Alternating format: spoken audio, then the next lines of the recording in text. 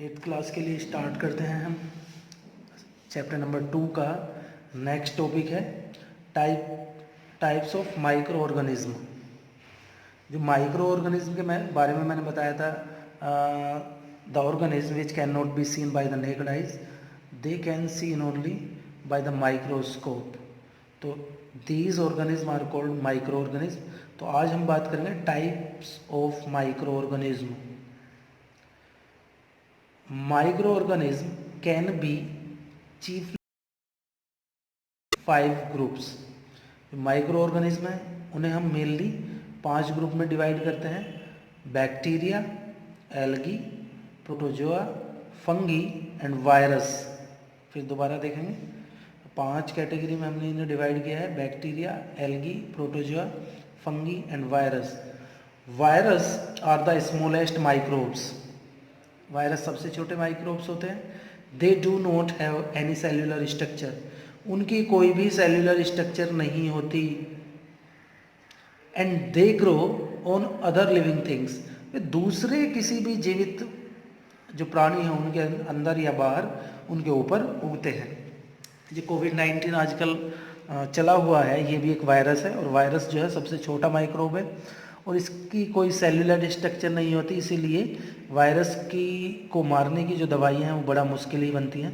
They grow on other living things, ये दूसरी living things पर उगते हैं। This feature of virus differentiate them from other living microbes. ये जो फीचर है उनका वायरस का कि वे लिविंग थिंग्स पर उगते हैं, उनकी कोई सेल्यूलर स्ट्रक्चर नहीं होती, ये उन्हें और जो लिविंग थिंग्स है उनसे अलग बनाता है, लिविंग माइक्रोब्स है उनसे बिल्कुल अलग बनाता है। यानी कि वायरस जो है बैक्टीरिया, फंगी, एल्गी और प्रोटोजोआ से कम्प्लीटली डिफरेंट है। As all of them have their cellular structure, क्योंकि इनमें से सारे के सारे, चाहे एल्गी हो, चाहे बैक्टीरिया हो, चाहे प्रोटोजोआ हो, चाहे फंगी हो, उनकी सभी की अपनी सेल्यूलर स्ट्रक्चर होती है जिसकी वजह से उन्हें पहचाना जा सकता है। सो virus can be at the dividing line of the living and non living organism. इसीलिए वायरस को लिविंग थिंग और नॉन लिविंग थिंग के बीच की कड़ी माना जाता है, डिवाइडिंग लाइन माना जाता है। यानी कि ये बहुत दिनों तक जो ऐसा एटमॉस्फेयर जो नॉन लिविंग थिंग के लिए ज़रूरी है, ऐसे एटमॉस्फेयर में भी रह सकते हैं, और ऐसा एटमॉस्फेयर जो लिविंग थिंग के लिए ज़रूरी है ऐसे में भी वो रह सकते हैं। तो ये बिल्कुल बीच की कड़ी इसकी है। सो virus can not be specifically called living organism, इसलिए वायरस को स्पेसिफिकली हम लिविंग ऑर्गेनिज्म नहीं कहते, इसे लिविंग ऑर्गेनिज्म की कैटेगरी में नहीं रखा जाता। Common features of microbes. Microorganism are very hard, microorganism बहुत हार्ड होते हैं। They can be found in extreme of every kind of environment, ये हर तरीके के एनवायरनमेंट में पाए जाते हैं, चाहे वो एक्सट्रीम हो यानी कि बहुत ज़्यादा गर्मी हो, चाहे बहुत ज़्यादा ठंड हो, इन दोनों तरीके के एटमॉस्फेयर में, एनवायरनमेंट में पाए जा सकते हैं। Extremely hot, extremely cold, salty, sulphuric, marshy etcetera, कैसा भी एटमॉस्फेयर हो, एनवायरनमेंट हो, they found in every type of environment very easily. Microorganism are capable of forming a tough cell around them. Microorganism योग्य हैं forming बनाने के, और tough cell, एक टफ सेल अराउंड देम, अपने चारों तरफ, कोल्ड सिस्ट, जिसे सिस्ट कहते हैं। यानी कि प्रत्येक जो माइक्रो ऑर्गेनिज्म है वो एक मजबूत अपने चारों तरफ एक सेल बना सकते हैं जिसे सिस्ट कहते हैं, जो उसे ज़्यादा ठंडे और ज़्यादा गर्मी वाले वातावरण से बचाता है।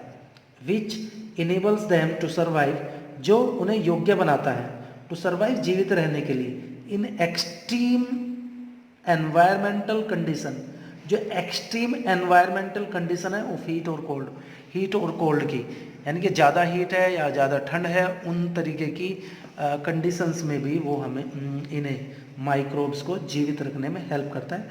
Most of the microorganism can reproduce independently, ज़्यादातर माइक्रोब्स जो हैं इंडिपेंडेंटली रिप्रोड्यूस करते हैं। They can grow on their own, वे अपने आप ग्रो कर सकते हैं। Other microorganism grow on their host body, कुछ माइक्रो ऑर्गेनिज्म ऐसे हैं जो ग्रो करते हैं दूसरों की बॉडीज़ पर। होस्ट बॉडीज़ का मतलब जो दूसरे की बॉडी पर डिपेंडेंट होते हैं, चाहे वो बैक्टीरिया हो, चाहे वो फंगी हो, वो किसी दूसरी जगह पर जा कर के उगते हैं।